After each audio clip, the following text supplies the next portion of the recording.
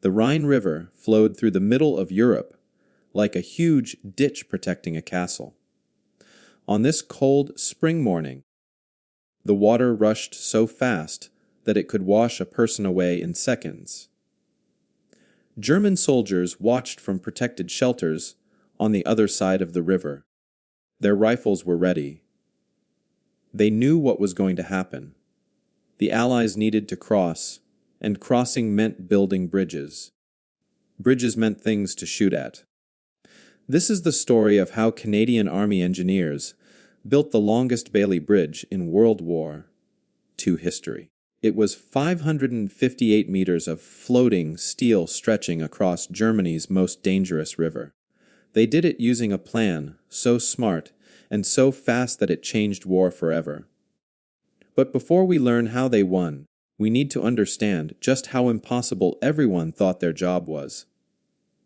Adolf Hitler had given a simple order weeks before: destroy every bridge across the Rhine. Every single one. If the Allies wanted to invade Germany, they would have to swim. By March 7, 1945, German troops had blown up every bridge that connected France to Germany. Every road into the heart of the Third Reich now ended at a riverbank with nothing but cold water beyond. The Rhine was 980 feet wide in most places. The water moved fast enough to flip boats, and German big guns sat on hills looking over every crossing spot, ready to shoot shells down on anyone foolish enough to try building a bridge. Field Marshal Montgomery commanded the British and Canadian forces pushing toward Germany. His armies had fought across France, through Belgium, and into Holland. Thousands of tanks rolled behind his soldiers. Huge big guns followed on trucks. Supply trucks stretched for miles.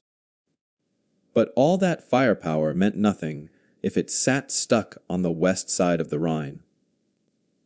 Montgomery needed his heavy equipment across that river. He needed it now. Every day of waiting meant more soldiers dying in holes in the ground, waiting for the armor support that couldn't reach them. The Americans had gotten lucky at a town called Remagen. On March 7, troops from the 9th Armored Division found one bridge still standing. German explosives had failed to blow it up completely. American soldiers rushed across before the enemy could fix their mistake. But that luck ran out 10 days later, when the damaged bridge fell down anyway, killing 28 engineers who were working on it. The metal and stone crashed into the Rhine with a sound that could be heard for miles. If the Allies wanted more bridges, they would have to build them from scratch while being shot at. Enemy watchers would call in big gun strikes. British engineers tried first at Rees, just upstream from where the Canadians would work. German watchers sat in buildings across the river with binoculars and radios. Every time British soldiers brought bridge equipment to the water's edge, shells started falling. Explosions sent up fountains of river water mixed with mud. Men dove for cover. Equipment sank. The British kept trying, but progress came in inches, not feet. Military engineering books said building a bridge this long needed days of work, maybe a week. And that was if nobody was shooting at you. The old way to cross a river during war was to use floating boats to carry troops over first. Once soldiers made the far side safe, engineers could start building. But the Rhine was different. It was too wide, too fast, too well defended. Normal floating bridges could hold light vehicles, maybe jeeps and small trucks. But Montgomery needed to move 40-ton tanks across. He needed bridges strong enough to hold the weight of an entire armored division. Over 600 companies across Britain and America were making parts for Bailey bridges, a new type of bridge made from pieces that fit together. Each piece was small enough that men could carry it by hand. But putting all those pieces together into a working bridge long enough and strong enough to cross the Rhine. Nobody had done it before, not during battle, not at this size. That's when the Royal Canadian Engineers got their orders.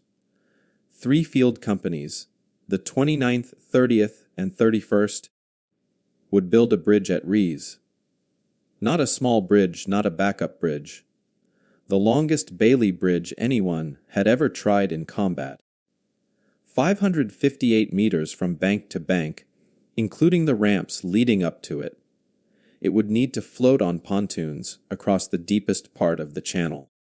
It would need to support tanks weighing 40 tons. And it would need to go up fast before German big guns could destroy it or kill everyone working on it. Lieutenant William Fernley Brunundrit of the 30th Field Company looked at the plans and did the math in his head. 227 truckloads of steel panels, cross beams, and pontoons would need to arrive at the work site. Every piece would need to be carried by hand from the trucks to the water. No cranes, no heavy machinies, just men and muscles and working together. The bridge would take 9 500-man hours of work. Under normal conditions in peacetime, with no one shooting, this would take 4 or 5 days at least. But they didn't have 4 days. German forces were getting ready to fight again. Every hour mattered. American engineers had just finished building their own Rhine Bridge at Weisenheim, farther south, where General Patton's Third Army was crossing. That bridge measured 366 meters long. It took 18 hours to complete, and American newspapers called it an amazing achievement. The Canadians needed to build a bridge more than 50% longer.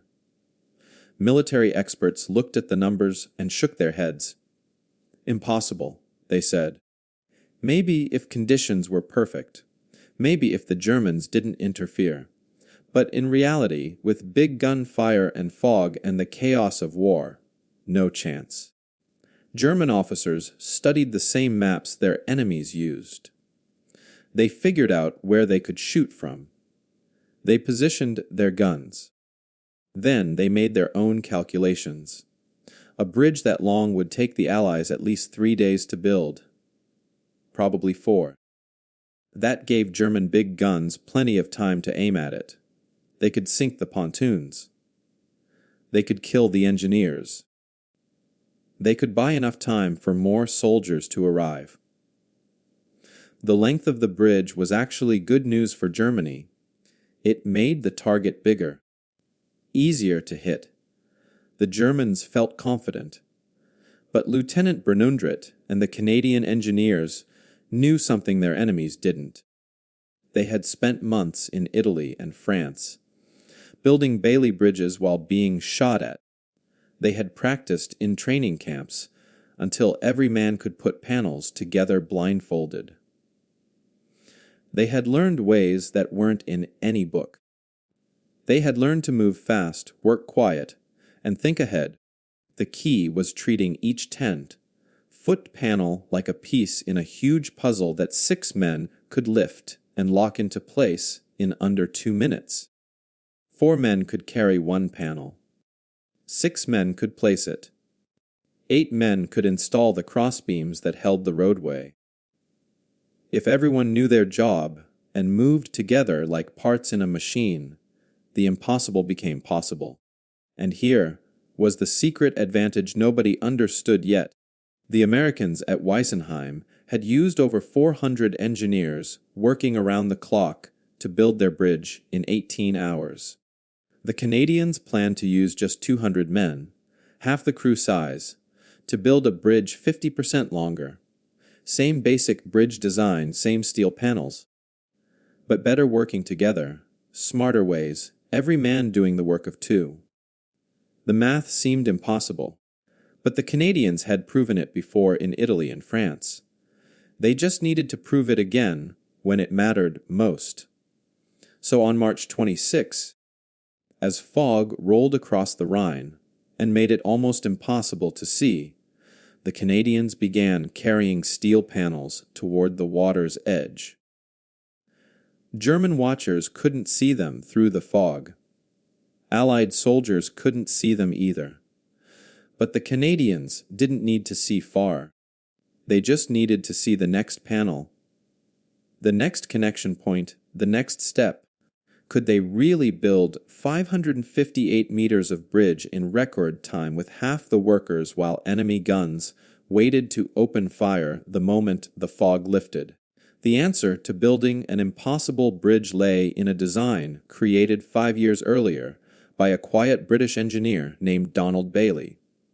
In 1940, while bombs fell on London, Bailey sat at his desk and drew an idea on the back of an envelope.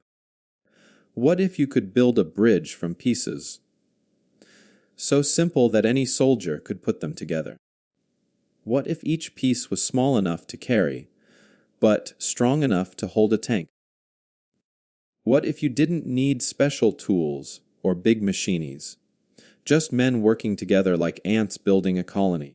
Bailey's system used steel panels that were 10 feet long and 5 feet high. Each panel weighed 570 pounds. That sounds heavy until you realize 4 men could lift one panel together. That meant 140 pounds per man, about the weight of a large dog. The panels were rectangles made of welded steel, with a cross pattern inside for strength.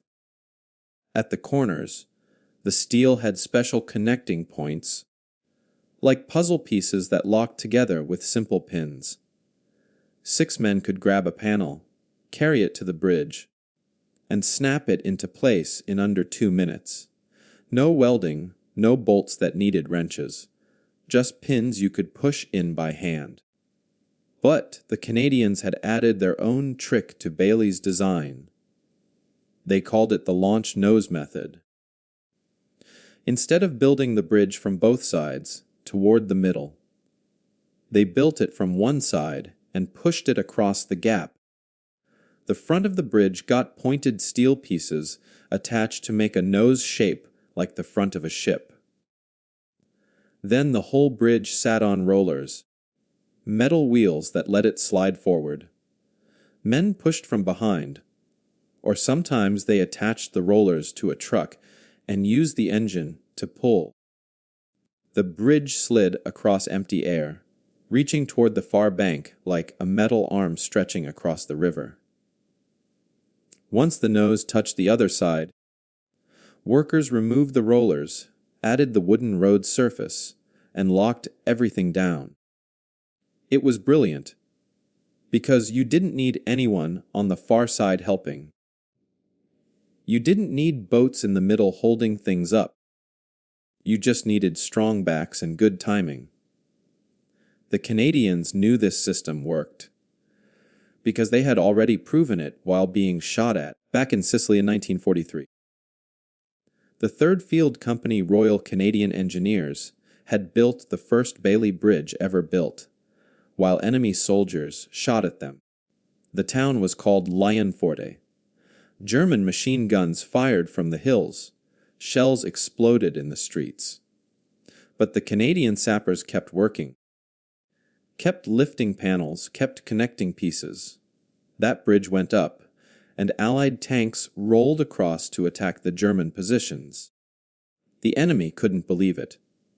1 hour, the Canadians had no way forward.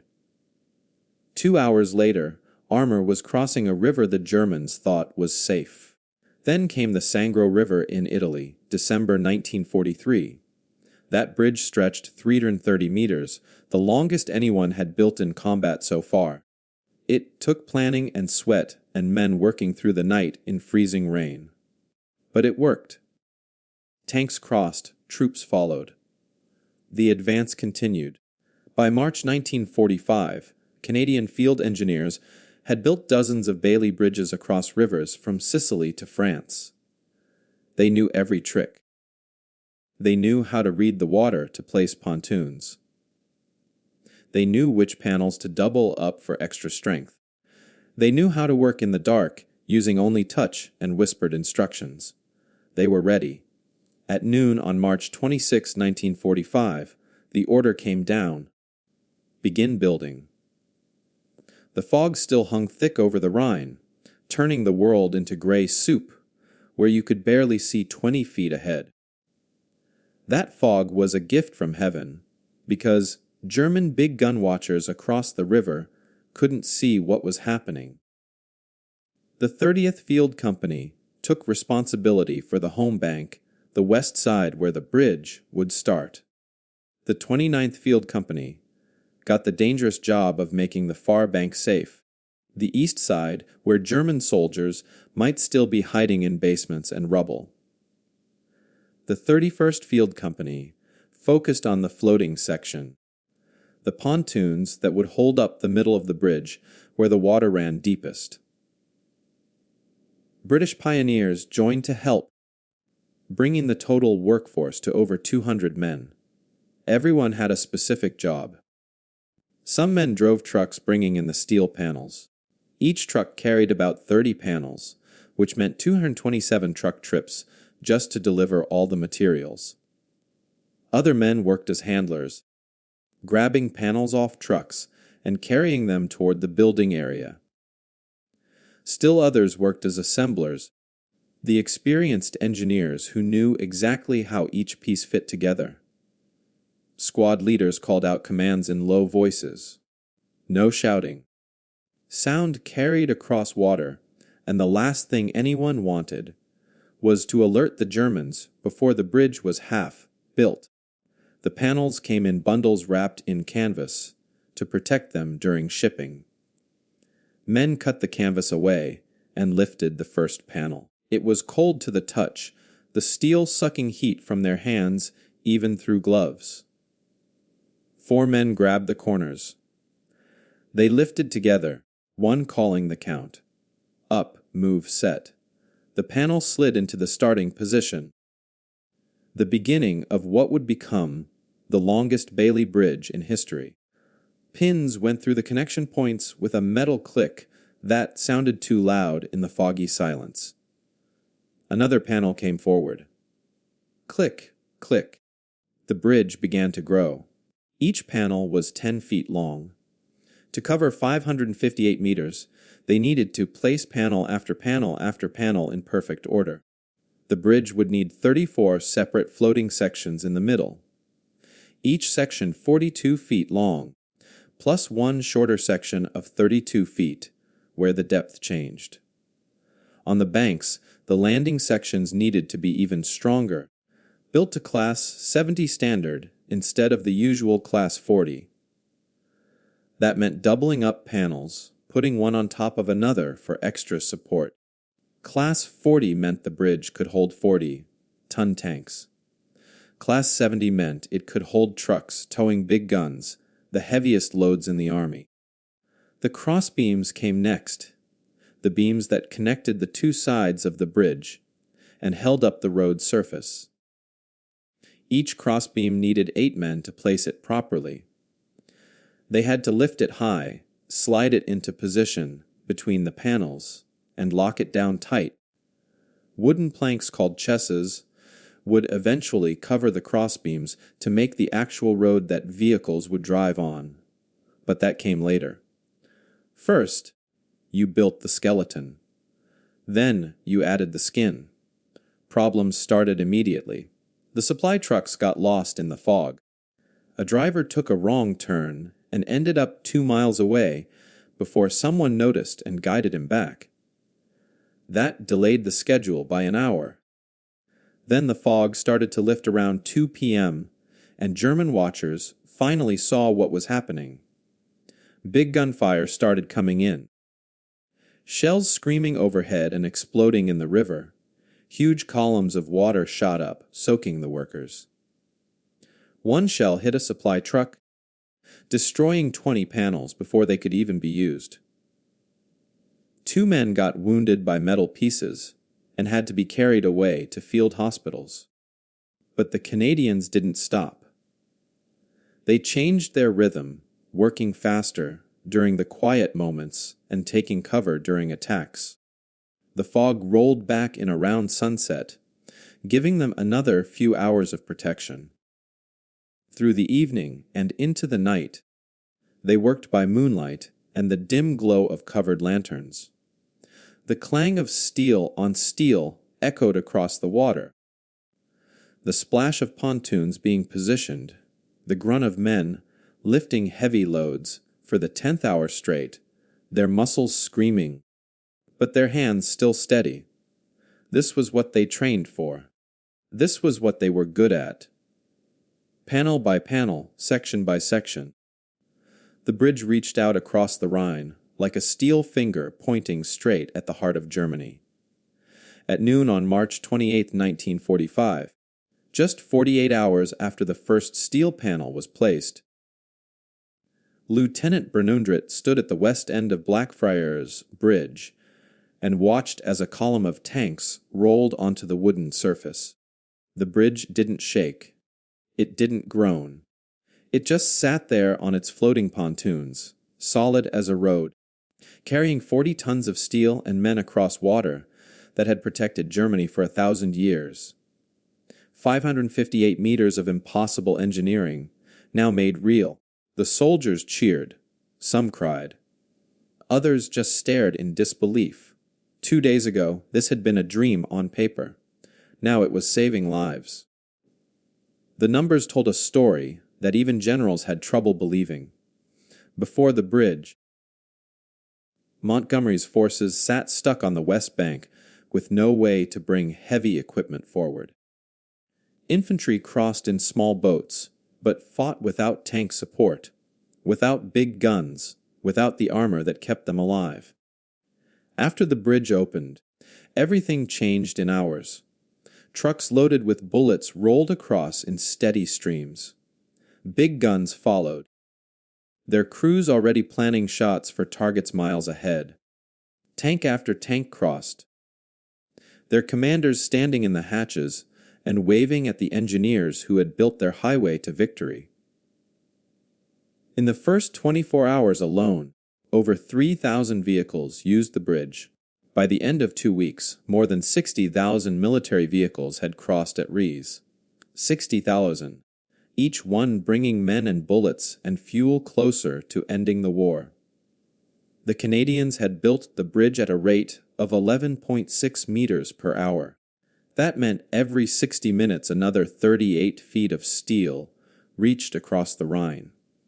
But here's what made American engineers stop and take notes. The U.S. Army bridge at Weissenheim used over 400 soldiers working 18 straight hours. That's 200 man-hours for 366 meters of bridge. The Canadians used just 200 men working in rotating shifts across 48 hours. That's 500 man-hours for 558 meters. Do the math. The Americans needed 19.7 man-hours for every meter of bridge. The Canadians needed only 17 man-hours per meter. With half the crew size at any given moment, they built a longer bridge more efficiently. Every man knew his job. Every team worked together. No wasted motion, no confusion. Just smooth, practiced working together that turned individual effort into something much greater.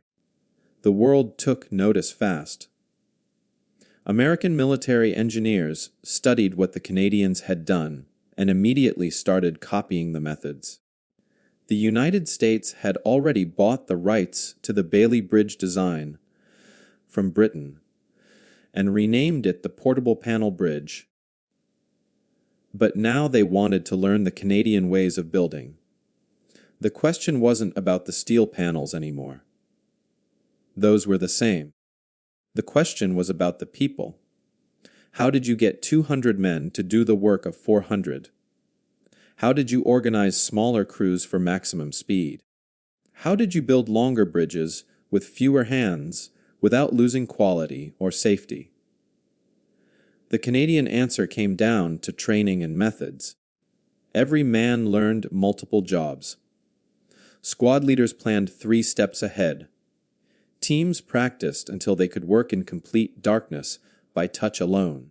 Within weeks, American units across Europe were practicing these methods. They ran drills on timing and working together. They measured themselves against the Canadian standard of doing more with less. By the end of World War II, Allied forces had built over 500 Bailey bridges across Europe alone. In Sicily and Italy, the British 8th Army and American 5th Army built more than 3,000 Bailey bridges, totaling over 55 miles of bridging. The average bridge length was 100 feet, making them much smaller than Blackfriars. But each one used the same basic system that Donald Bailey had drawn on an envelope, and the Canadians had perfected while being shot at. Over 600 companies made bridge parts during the war. They produced 700,000 panels, enough steel to stretch from London to Leningrad if you laid them end to end. That's over 500 miles of possible bridging, all based on a design that let 4 men carry each piece. The Germans watched this happen with growing fear. They threw everything they had at the Rhine bridges, trying desperately to destroy what Allied engineers kept building. Floating mines drifted downstream, explosive charges designed to blow holes in pontoons. The Canadians hung nets across the water to catch the mines before they hit the bridge. German soldiers loaded boats with explosives and tried to ram them into bridge supports. Allied machine gunners shot the boats before they got close, turning the Rhine into a shooting range. German big guns fired constantly, day and night. Shells screamed in and exploded around the work sites. Some hit supply trucks. Some hit the water. A few hit the bridge itself, damaging panels that had to be replaced. But repair crews worked just as fast as building crews had. Damaged sections got cut out and new panels installed in under an hour. The Germans even used their newest weapons. V-2 rockets, the world's first rockets that could go into space, got aimed at Rhine crossing points. These were the same rockets that had scared London, flying faster than sound and hitting without warning. Several V-2s targeted bridges in the Rhine Valley. One came close to Blackfriars, missing by only 200 meters and leaving a hole in the ground big enough to park 3 trucks inside. The super heavy cannons came next, 600-millimeter guns that fired shells weighing over a ton each. The blast from one of these shells could flip a tank. Several hit near the Rees crossings, but the bridges kept standing. Then came the Arado R-234 jets, Germany's new jet bombers. These planes flew faster than anything the Allies had and carried bombs specifically designed to destroy bridges. They made several runs over the Rhine, dropping their loads through clouds of anti-aircraft fire. Some bombs hit the water, some hit the banks, but the bridges survived. The Canadian advantage was simply, they could build faster than the Germans could destroy. Even if big guns damaged a section, repair crews fixed it before the break stopped traffic. Even if a V-2 rocket landed nearby. The modular design meant replacing damaged panels instead of rebuilding from scratch. The Germans were fighting old-style warfare, where destroying a stone bridge meant months of delay. But Bailey bridges were modern engineering, where destruction just meant a few hours of inconvenience. The mental impact hit both sides hard. Allied soldiers gained confidence with every bridge that opened. If engineers could build while being shot at, if they could span the widest rivers while shells fell around them, then maybe this war was actually winnable. German troops felt the opposite.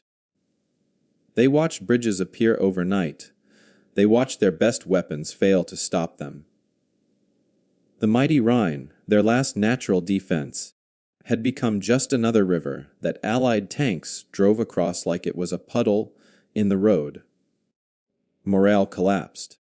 Units surrendered rather than face the endless stream of enemy equipment pouring across bridges that shouldn't exist.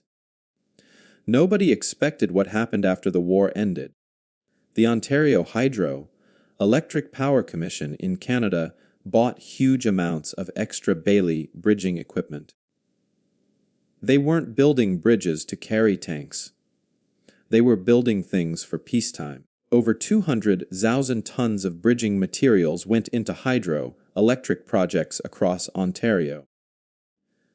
Office buildings got built using Bailey panels as structural supports. The steel that had been designed for war became the skeleton for buildings where people worked and lived. For years after 1945, Ontario held more Bailey Bridge equipment than any military in the world. Then came Hurricane Hazel in October 1954. The storm destroyed dozens of bridges across southern Ontario.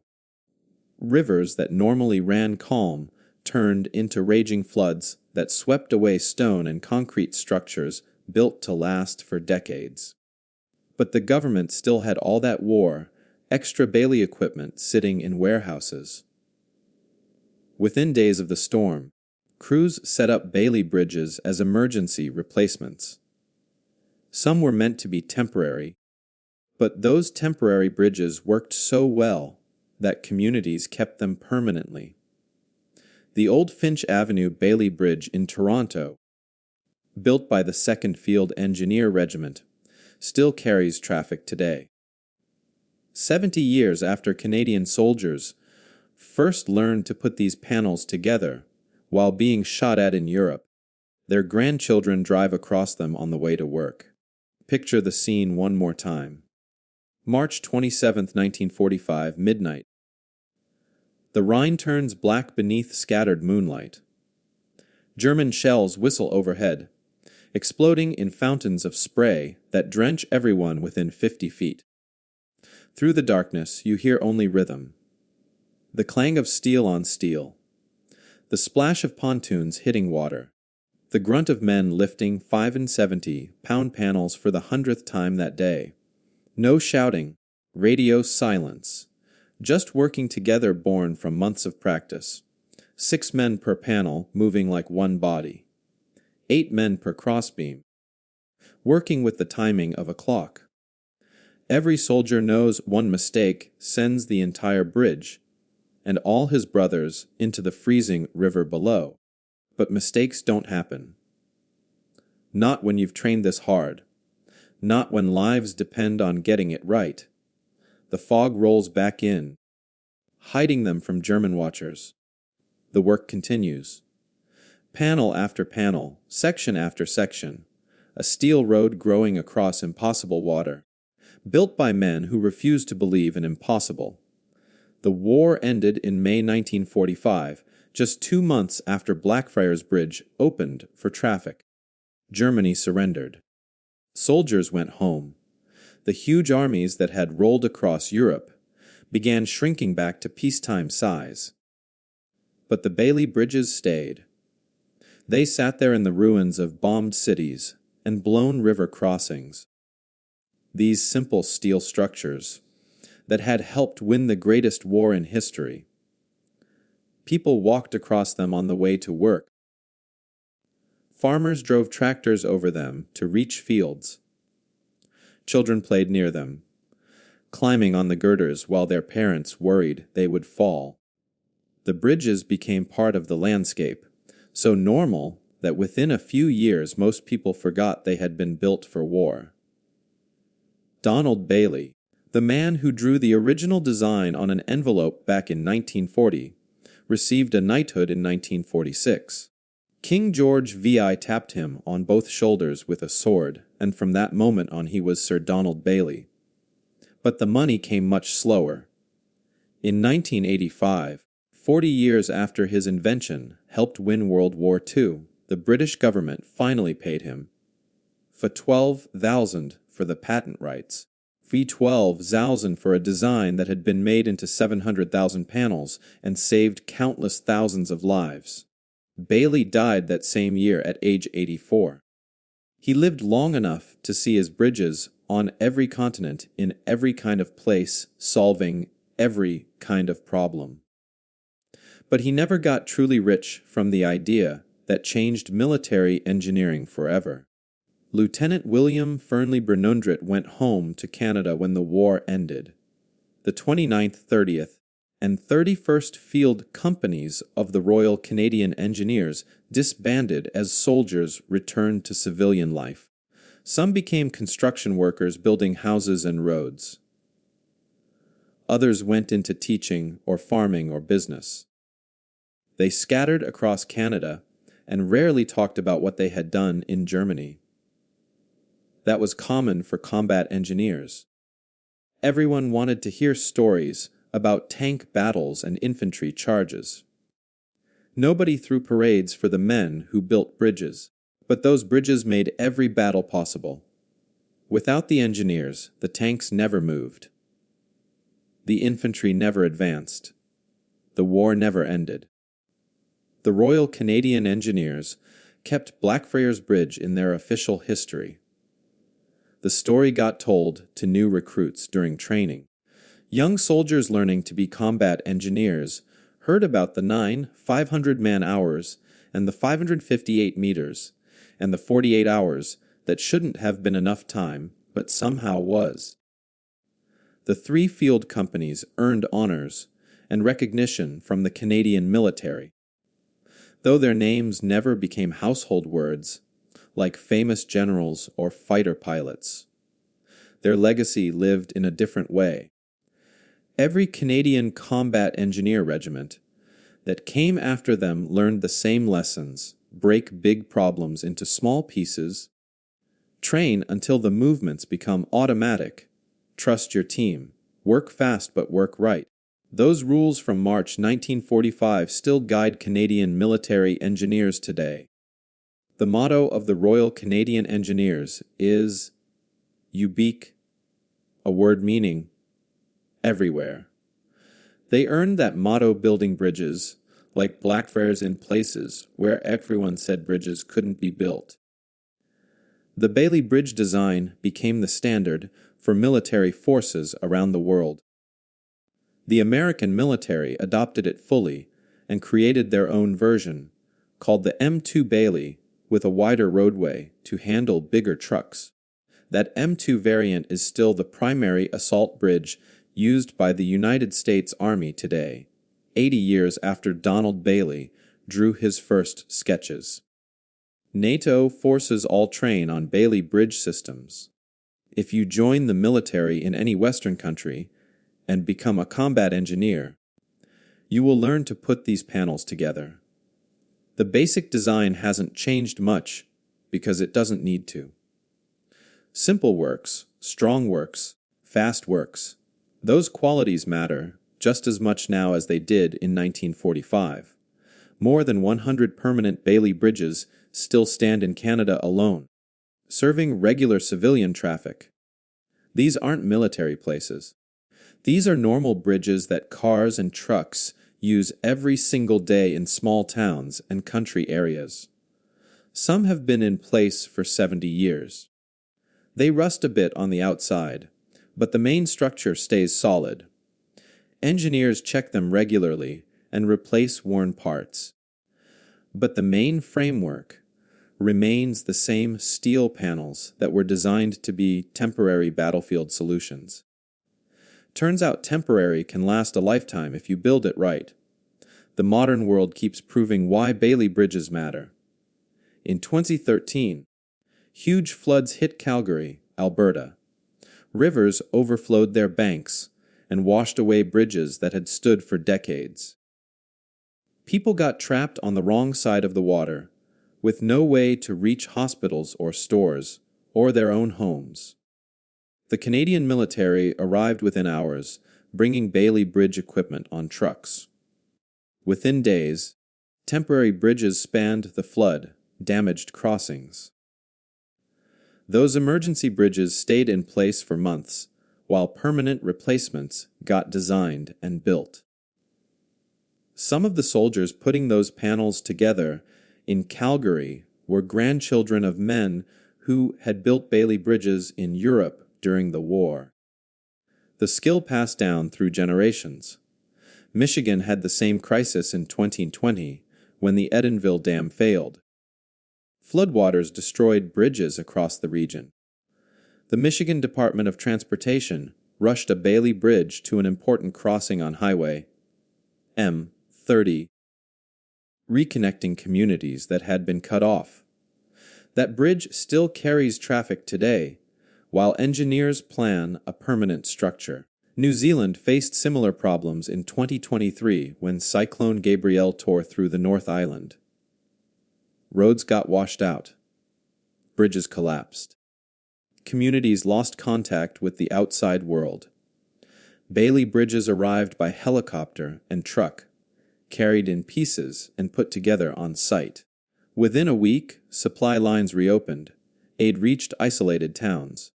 All because of a design created for World War II that still works perfectly for natural disasters 80 years later. India uses Bailey bridges constantly. The country has mountains, deep valleys, and rivers that flood every monsoon season. The Indian Army has become expert at setting up Bailey bridges in remote areas where building permanent structures would cost millions and take years. In 2018, after a deadly stampede at a Mumbai train station, the Indian Army put up 3 new Bailey foot bridges in record time. The bridges prevented future tragedies by giving commuters safe paths away from overcrowded platforms. Those bridges weren't for tanks or military vehicles. They were for ordinary people going to work. And they saved lives just as surely as battlefield bridges saved soldiers. The lesson from Blackfriars Bridge echoes through every one of these modern uses. Innovation under pressure creates solutions that last. The Canadians in 1945 didn't have time to overthink or plan perfectly. They had enemy big guns firing at them and a river that wouldn't wait. So they focused on what worked. They broke the huge problem of crossing the Rhine into small problems of placing one panel at a time. They trained until good became great, and great became automatic. They adapted a British design with their own methods. They refused to accept that something was impossible just because nobody had done it before. That kind of thinking wins wars, but it also builds civilizations. Every major advance in human history came from someone looking at an impossible problem and asking, "What if?" instead of accepting, "No, what if we could fly? What if we could cure diseases? What if we could talk instantly across oceans? What if we could build a bridge in 2 days that should take 2 weeks?" The Canadians at Rees answered there, "What if?" with action. They proved that sometimes the greatest advantage isn't having more soldiers or bigger weapons. Sometimes it's having smarter methods and better training, and the courage to try something everyone says won't work. Modern military engineers still study the Rhine crossings in their training courses. They analyze the planning, the timing, the crew working together. They calculate man-hours per meter and compare different ways. But the real lesson isn't in the math. The real lesson is that human determination combined with good design can overcome almost any obstacle. More soldiers doesn't always mean faster results. Bigger crews don't guarantee better bridges. The Canadians proved that 200 well-trained engineers could do better than 400 average ones. They showed that working together beats numbers. That methods beat brute force. The Rhine had been a fortress barrier for centuries. German armies used it as their final defense line. But 3 Canadian field companies working with half the workers made it meaningless.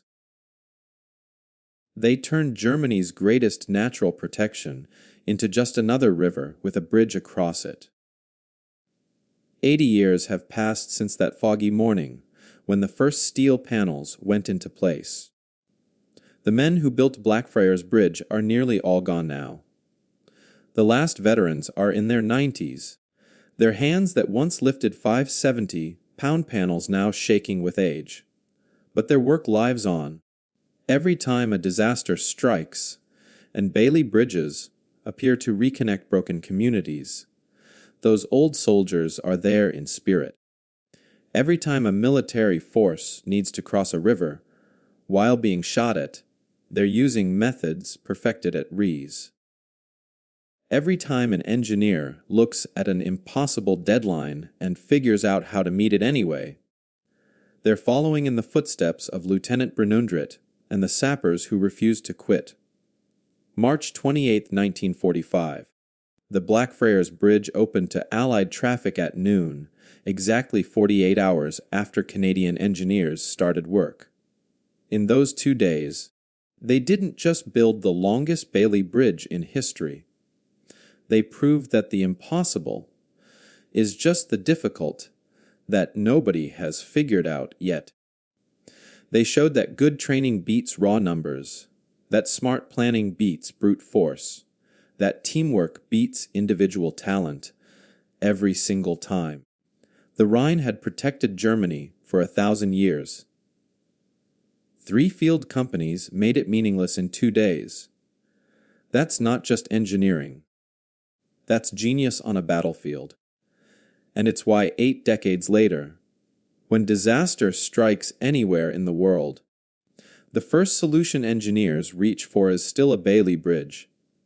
The design that won World War II, one steel panel at a time, still saves lives today, because some ideas are so good they never go out of style. Some innovations are so perfect they work forever. And some bridges built in desperate times by determined people last long enough to call into the future.